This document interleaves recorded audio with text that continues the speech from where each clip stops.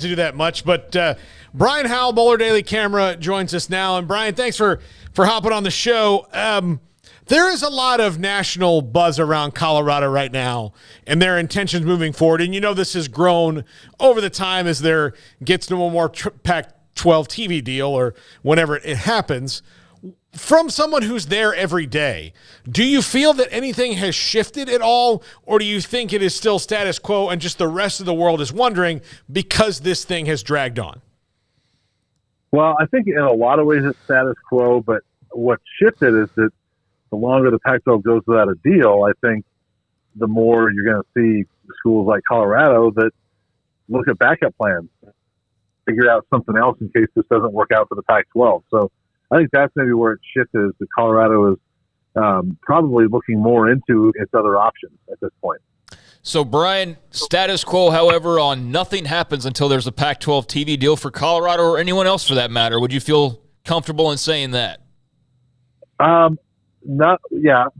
Pretty much, but I don't know if it's necessarily as concrete as that, as it might have been before. I do think that this is a huge month for the Pac-12. I would have, this whole time I've always said that nothing's going to happen until the Pac-12 gets some sort of deal, if they can figure out the numbers. But I think if we go into July without a deal, I think that you're going to start seeing maybe Colorado and other schools get restless and say, we're just out of here. We're tired of waiting. Do you think that we had a guest on the other day that theorized that the Pac-12 is kind of stuck when it comes to it and is maybe waiting for teams to do that so they can blame them for leaving as opposed to their failure to get a deal?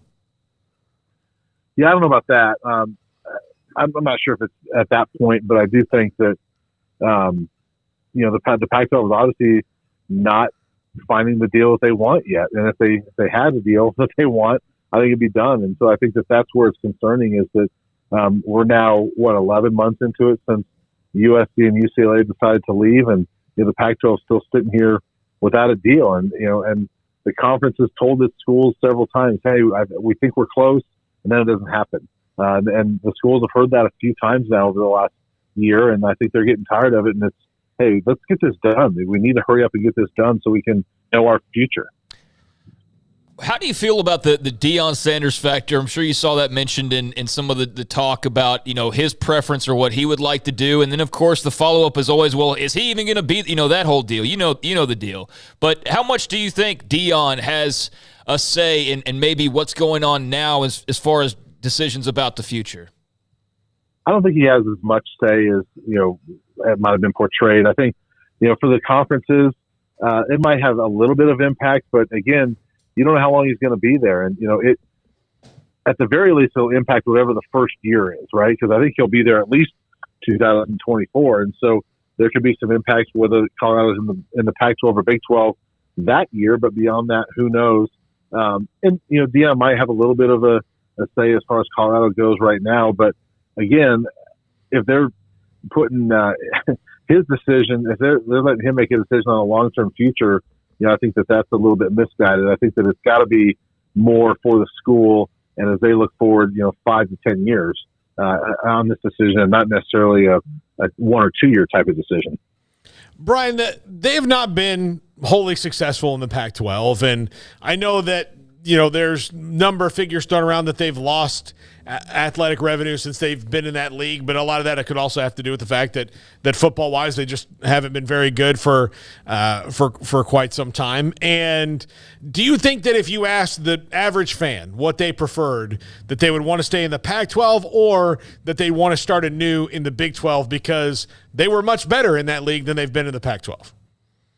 Yeah, I think the average fan, wants a seat at the big table, but that's not going to happen. Mm-hmm. And frankly, they want to be wherever the best situation is for Colorado. And I think the average fan, this may not be the average fan, but those that travel would much rather stay in the Pac-12 because they'd rather go to the road games in California and Seattle and Arizona as opposed to, no offense, but Waco and, Manhattan, Kansas, and Iowa. I mean, they're more attractive destinations. You can go to a beach and things like that. So I think that in a lot of ways they'd like to stay there, but there's also those fans, the longtime diehard CU fans that miss some of those rivalries with the Baylor and Kansas State and Iowa State.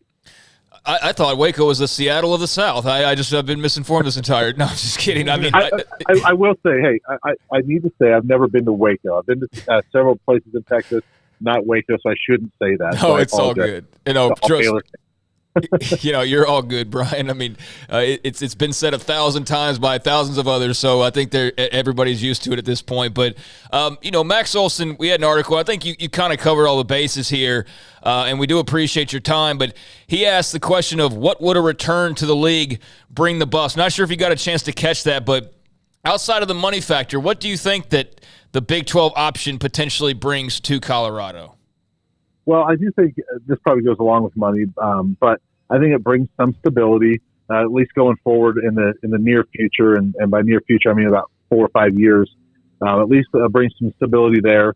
I do think that it brings some excitement as far as some different teams to play, and I mentioned some of the destinations, but I do think there's an excitement factor of being able to maybe partner with a BYU or play a Central Florida, things like that, and so.